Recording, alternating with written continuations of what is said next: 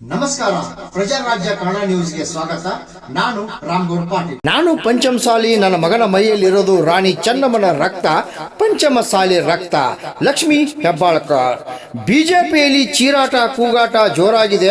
ತಮ್ಮ ಅಭ್ಯರ್ಥಿಯನ್ನೇ go back ಅಂತಿದ್ದಾರೆ. ನಮಗೆ ಒಳ್ಳೆ ವಾತಾವರಣ ಇದೆ ಎಂದ ಸತೀಶ್ ಜಾರಕಿಹೊಳಿ. ನನ್ನ ಮೈಯಲ್ಲಿ ರಾಣಿ ಕಿತ್ತೂರು ಚೆನ್ನಮ್ಮನ ರಕ್ತ ಹರಿತಾ ಇದೆ. ನನ್ನ ಮಗನ ಮೈಯಲ್ಲಿ ಬಹಳ ಸ್ವಾಭಿಮಾನದಿಂದ ಹೇಳಲಿಕ್ಕೆ ಬಯಸಿದ್ರೆ ಪಂಚಮಸಾಲಿ ರಕ್ತ. ಆದ್ರೆ ನಾವು ಬಸವಣ್ಣನವರ ತತ್ವವನ್ನ ನಂಬಿದಂತವ್ರು, ಬಾಬಾ ಸಾಹೇಬ್ ಅಂಬೇಡ್ಕರ್ ಅವರ ಮಾರ್ಗದರ್ಶನ, ಅವರ ಸಂವಿಧಾನವನ್ನ ಒಪ್ಕೊಂಡಂತವ್ರು, ಬಸವಣ್ಣ ಹೇಳದ ಹಾಗೆ ನಡ್ಕೊಳ್ಳುವಂತವ್ರು. ಯಾರು ಈ ರೀತಿ ಮಾತನಾಡ್ತಾ ಇದ್ದಾರೆ, ಮಾಡ್ತಾ ಇದ್ದಾರೆ, ಅವ್ರಿಗೆ ಎಲ್ಲಿ ಈ ಬುದ್ಧಿ ಸಮಯ ಆಗಿದೆ.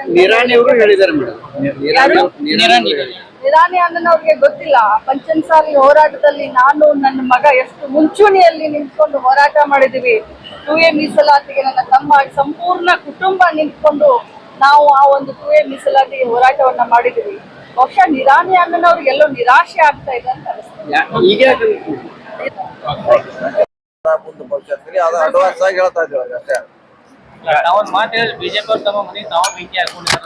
ಅವರೇ ಗೋ ಬ್ಯಾಕ್ ಅನ್ನತಾರಲ್ಲ, ಮತ್ತೆ ನಾವೇನ್ ಮಾಡಿದ್ವಿ? ಈಗ ನಾವೆಲ್ಲಿ ಅವರೇ ಒದರಾಡತ್ತಾರ, ತಿರುಗಾಡತ್ತಾರ.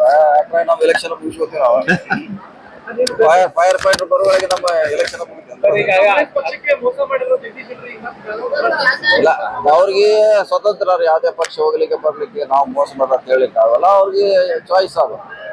ಇಲ್ಲೇ ಇರ್ಬೇಕು ಅಲ್ಲೇ ಇರ್ಬೇಕಂತ ಹೇಳಿಕ್ ಆಗಲ್ಲ. ಅವ್ರು ಇಲ್ಲಿ ಬಂದ್ರು ಸ್ವಾಗತ ಮಾಡಿದೀವಿ, ಗೌರವದಿಂದ ಕಾಣ್ತೀವಿ. ಈಗ ಅಲ್ಲಿ ಹೋಗಿದಾರ, ಅದವ್ರ ನಿರ್ಧಾರ. ಅದಕ್ಕೆ ನಾವು ವಿರೋಧ ಮಾಡ್ಲಿಕ್ಕೆ ಆಗುತ್ತೆ.